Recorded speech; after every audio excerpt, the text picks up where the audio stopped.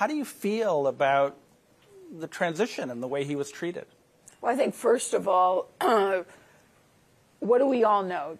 Joe Biden, in my mind, has served our country for 50 years. And any person who, basically makes themselves available for that kind, a half a century in service of our nation, he's a hero to me. And the decision that he made, what did he say last night? I love this job, I love being president, and he does, but I love my country more. That's the human being that Joe Biden is. We should all be, just think of him. The word hero just comes to mind. He's always thinking about what's best for our country, and he understood that now is a time for generational change.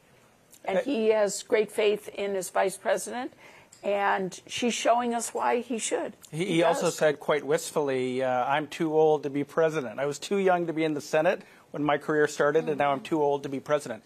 Do you agree with that? No. I think that he's, having sat with him in the last couple of weeks, last 2 weeks, as I was finishing up my job for him and for our country, he understands, I was very focused on Ukraine, obviously.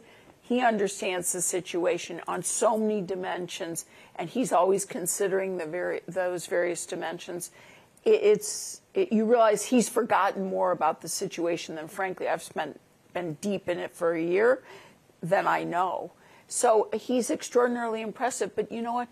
This is a man who fundamentally has made, an ultimate sacrifice for our country.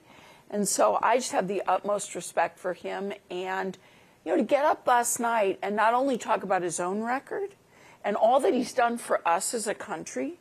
I mean, I think the legislation that he's passed over the last several years, he will go down in history as one of the most important presidents that we've had in terms of legislation and the impact, whether it's on infrastructure or on climate and addressing climate, or on innovation and what the CHIPS Act and Science Act, hugely important to the future of our country. And so I just think we have to thank him, and he deserves our admiration and our gratitude. And simultaneously, we also have another candidate who's, really got everybody excited, and with good reason. Do you think that energy is sustainable? I do.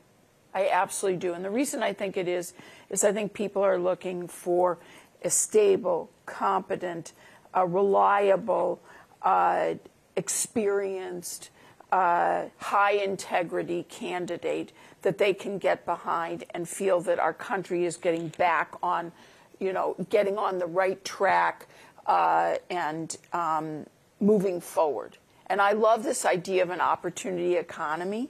I think that is something that really resonates. It resonates at the kitchen table. I also think it resonates in the boardroom.